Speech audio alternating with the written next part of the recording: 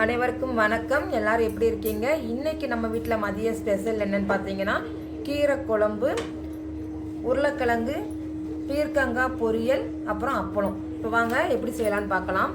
கீரை குழம்புக்காக ஒரு சின்ன டம்ளர் அளவுக்கு சிறுபருப்பு எடுத்து நனைய போட்டு அதை கழுவி வாஷ் பண்ணி எடுத்து வச்சுருக்கேன்.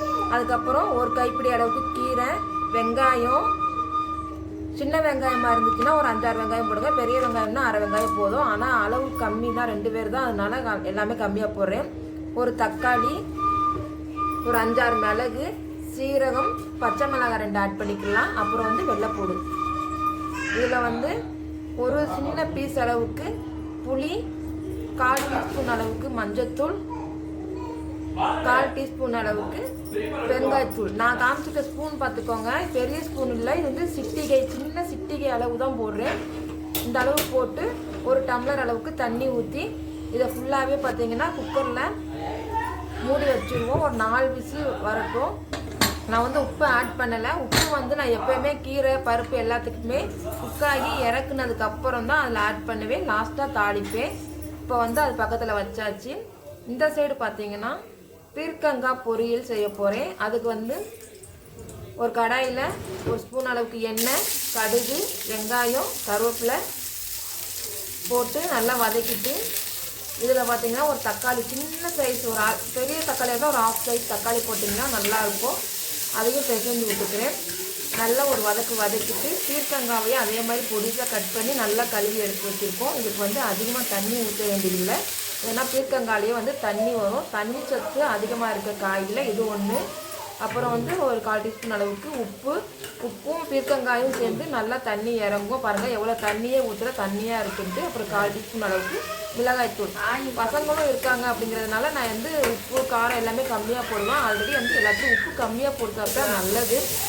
இது வதங்கிடுச்சு. அவ்வளோதான், பீர்க்கங்காய் பொரியல் ரெடி. அடுத்து வாழைக்காய் பொரியலுக்கும் அதே மாதிரி தான். வாழைக்காய் ரவுண்டாக கட் பண்ணி எடுத்து வச்சுருக்கேன். இது ஒரு ஃப்ரை மாதிரி பண்ணுறதுக்காக. அதே மாதிரி ஒரு எண்ணெய் ஊற்றிட்டு கடுகு, சீரகம், வெங்காயம், இதில் உருளைக்கிழங்கையும் நல்லா கடுகு கிட்டமாக எடுத்து வச்சுட்டு உப்பு போட்டு நல்லா வேக வச்சுருவோம். ஒரு சின்ன டம்ளரில் 1/2 டம்ளர் அளவுக்கு மட்டும் தண்ணி ஊற்றிக்கிடுவோம், உருளைக்கிழங்கு வேகுறதுக்காக. இதே பொடிசாக நம்ம கட் பண்ணியிருந்தோம்னா தண்ணி ஊற்றாமல் அதுலேயே வெந்துடும். நம்ம பொடிசாக கட் பண்ணணும், நீட்டமாக கட் பண்ணியிருக்காங்க, அதாவது வட்டமாக கட் பண்ணியிருக்கோம் இல்லையா, அதனால் கொஞ்சம் வதங்குறதுக்காக தண்ணி மட்டும் ஊற்றிட்டு இதை ஒரு 5 நிமிஷம் வச்சுட்டோம்னா இந்த தண்ணி வற்றினதுக்கப்புறம் சிக்கன் மசாலா, மிளகாய்த்தூள், உப்பு எல்லாமே சேர்த்துட்டு ஒரு நல்லா வதக்கிட்டு அது ஃப்ரை மாதிரி, அதாவது நல்லா ஃப்ரைவாக வதக்கிடணும். கீழே பிடிக்கிற மாதிரி நல்லா வதக்கிட்டோம்னா இப்போ உருளைக்கிழங்கும் ரெடி ஆகிடுச்சு.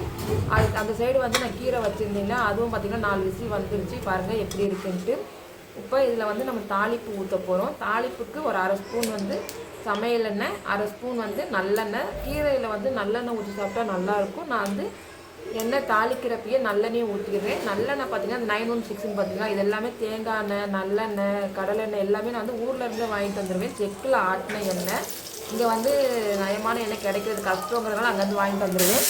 அதில் கடுகு, சீரகம், 2 காஞ்ச மிளகாய், பூண்டு 2 பீஸை தட்டி போட்டுக்கிறேன். அதுக்கப்புறம் கொத்தமல்லி எல்லாம் கருவேப்பிலை போட்டு ஒரு வதக்கிட்டு ஊற்றிட்டோம்னா கீரை குழம்பு ரெடி. சாப்பாடு இங்கிட்ட வெந்துக்கிட்டு இருக்கு. அவ்வளோதான் இன்றைக்கி மதியம் எங்கள் வீட்டில் ஸ்பெஷல்.